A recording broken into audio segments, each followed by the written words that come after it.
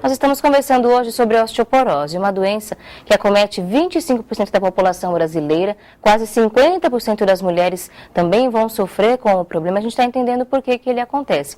Permanece conosco o especialista no assunto, fisioterapeuta Ricardo Rosseto e Souza Nami, respondendo as nossas perguntas. No bloco anterior, doutora, a gente conversou um pouco sobre as características que levam ao desenvolvimento da osteoporose, a alimentação. E como é que é feito o diagnóstico? Quais são os sintomas da osteoporose? Porque sempre que a gente pesquisa sobre o assunto, aparece a característica de ser uma doença silenciosa. Por que ela é assim? Então, se diz silenciosa porque você não tem sintoma. Até você conseguir diagnosticar, você não sente nada. Não sente nada. Dor nenhuma, nada. Tem cansaço. Alguns pacientes que ainda referem dor e aí acabam associando a osteoporose. Chegam no consultório e falam, olha, eu estou com dor, eu estou com osteoporose. Na maioria dos casos, a dor não é o fator relevante na osteoporose, mas tem poucos casos em que o que acontece? A osteoporose às vezes pega ocasiona algumas microfraturas, principalmente na coluna, e a coluna é muito enervada. Isso faz com que a coluna tenha alguns desvios, e esses desvios fazem com que você pince algum nervo ou force alguma região um pouco mais enervada, e aí o paciente começa a sentir dor. E aí pode ser em relação à osteoporose, mas via de regra, a osteoporose não tem sintoma. Você acaba sabendo que você tem osteoporose quando você acaba tendo alguma fratura, pequena ou não, às vezes grande até, mas aí que você acaba sentindo. Aí então, vai passar por uma avaliação. Exatamente. Aí o que acontece? O exame primordial para se diagnosticar a osteoporose é a densitometria óssea, que é ela que vai dizer, através desse exame, ela que vai dizer qual é o nível de osteoporose que você possa ter. Ele avalia, vamos dizer assim, a densidade óssea e ele vai me dizer se esse osso está muito prejudicado ou não. Tá? Isso é avaliado por região, de forma topográfica, ele se avalia o quadril, o fêmur, a coluna, que são regiões que mais apresentam esses pontos. Então, é o punho, é o quadril, a coluna, o fêmur. Muita gente fala, olha, quebrei a perna, eu tenho osteoporose, que é o mais comum, que é uma região onde existe um esforço físico maior. É a descarga de peso, peso corporal. E aí força um pouco mais. Acaba sofrendo mais acidentes também, quedas. Sim. Acaba batendo mais. E aí uma das, vamos dizer assim, das estratégias da fisioterapia é trabalhar no paciente com osteoporose a força muscular, o equilíbrio e a coordenação.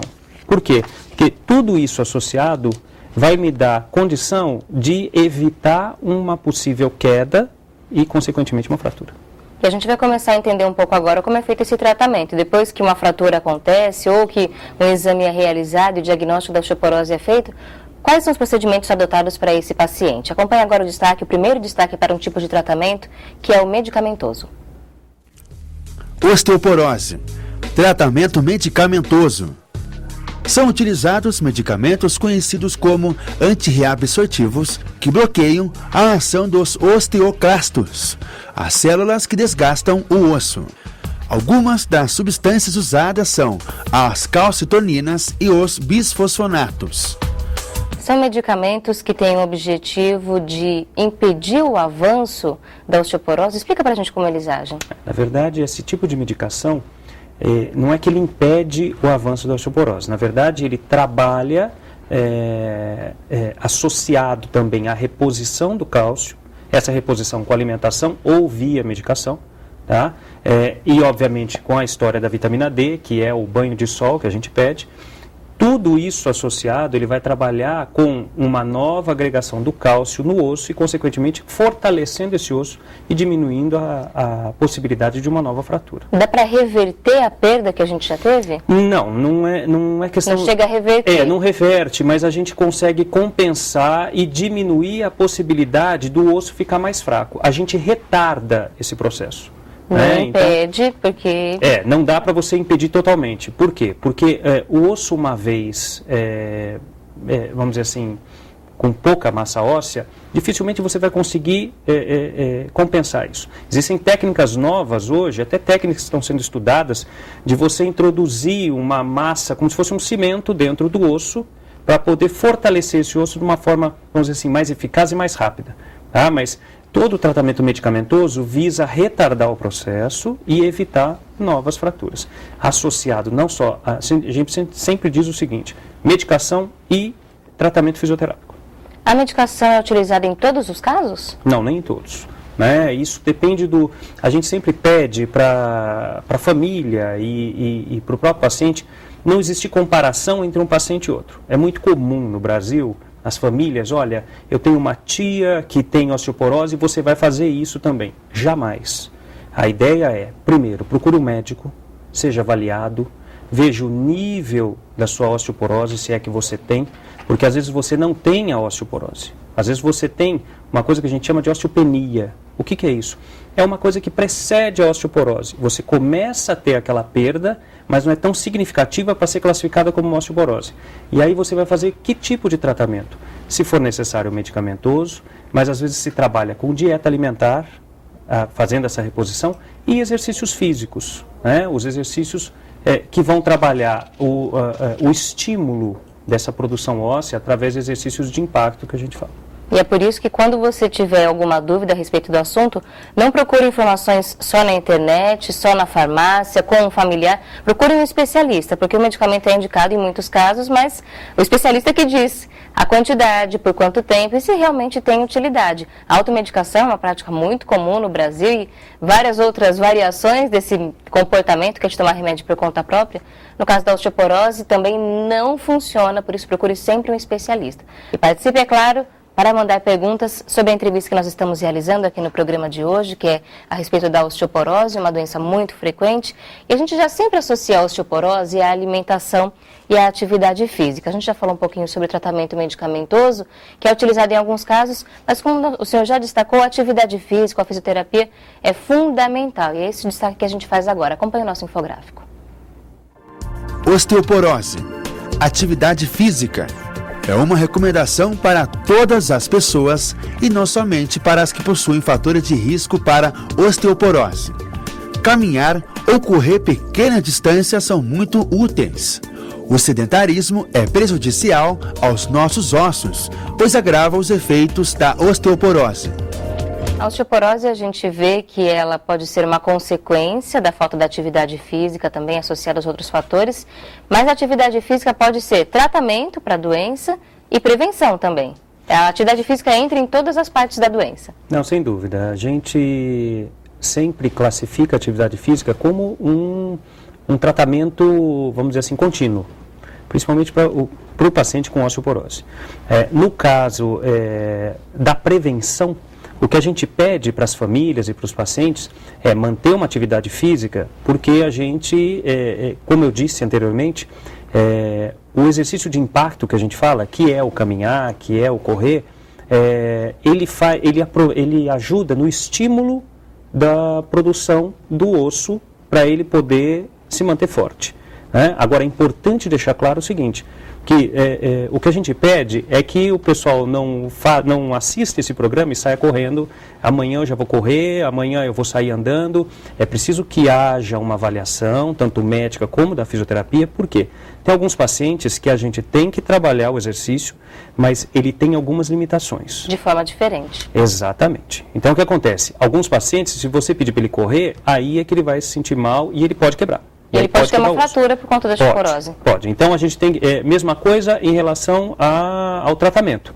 Tem pacientes que todo mundo diz a história da vitamina D, de tomar sol. Né? Então o que acontece? Não basta só você tomar o cálcio. É aquela história que eu falei da família. Alguém vira para você e fala assim, nossa, você acha que está com osteoporose? Vai tomar cálcio. Toma o cálcio porque você vai ficar bom, vai ser ótimo. Não é assim. Não é só tomar o cálcio. O cálcio, sem um tratamento adequado, sem a vitamina D ela é responsável para agregar esse cálcio que você está tomando no osso. Absorver o cálcio e colocar no lugar certo. Exatamente. E essa vitamina D pode ser através do sol ou através de medicação. Né? E o sol tem que ser antes das 10 da manhã e depois das 4 da tarde. Por que isso? Porque você não pode usar com protetor solar. Se você usa um protetor solar... Você impede a produção da vitamina D. Mas, ao mesmo tempo, eu não posso tomar sol sem o protetor solar. Por isso que se pede para tomar antes das 10 e depois das 4, que o sol é mais fraco e é melhor. E existem pacientes que não podem tomar sol. E isso também é importante. Então, é bom classificar isso, por quê? Porque, às vezes, sai o paciente para tomar o sol e ele não pode tomar sol, aí ele vai adquirir um câncer de pele, ele tem um problema de pele que não pode estar tomando esse sol, e aí ele tem que procurar o médico dele, que ele vai ter que repor essa vitamina D de outra forma, com alimentação ou medicação. A gente percebe que nem a atividade física que é indicada, todo mundo acha que é sempre bem-vinda, ela realmente é bem-vinda, mas não é de qualquer jeito, tem que ter orientação específica. No caso de quem já tem osteoporose, que tipo de modalidade é indicada? Olha, como eu disse, a gente vai avaliar o paciente.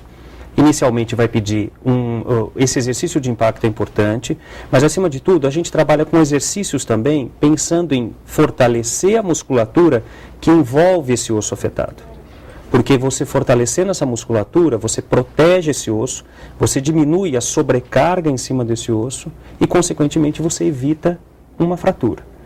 Fora isso, a gente vai trabalhar especificamente com a caminhada, porque é muito mais tranquilo, não exige material, não exige um profissional, a pessoa pode fazer de forma independente, não precisa de ninguém, mas a corrida a gente pede sempre para ser avaliado antes, porque não é todo mundo que pode correr. E então a caminhada tudo bem, a gente pode até trabalhar, e essa caminhada deve ser monitorada em que sentido? É preciso que se use uma vestimenta adequada. Você tem que usar um tênis com um amortecedor, porque não adianta você sair para caminhar com um sapato de salto baixo, um sapato de couro. Por quê? Porque você também vai causar uma sobrecarga nesse osso. Você precisa de um exercício de impacto, que a gente fala, no osso, mas não que sobrecarregue demais. Então, isso é importante existir essa avaliação. Então, para alguns pacientes até pode ser indicado que essa prática da atividade física seja num lugar fechado, numa clínica de fisioterapia, por exemplo. Em alguns casos, sim. Não é a grande maioria, é bom deixar claro. A gente aqui tenta trabalhar de que forma? Explicar para o paciente, isso é muito importante, você disse anteriormente, com o advento da internet, todo mundo é o doutor internet. Qualquer doença que você tem, você vai lá buscar, você digita na busca, vão ter vários temas, textos, vídeos, histórias, e aí você vai acabar se tornando um entendido nesse assunto. Não é assim. Você precisa entender que, procurando um especialista, não só o médico, mas o fisioterapeuta, você vai ser bem acompanhado e você vai evitar algumas surpresas na frente. E os resultados serão melhores também. A gente vai continuar conversando sobre esse assunto daqui a pouco no nosso programa, em especial sobre a alimentação. Qual é o papel da alimentação? Será que realmente tomar leite a vida inteira funciona? O que mais a gente precisa fazer?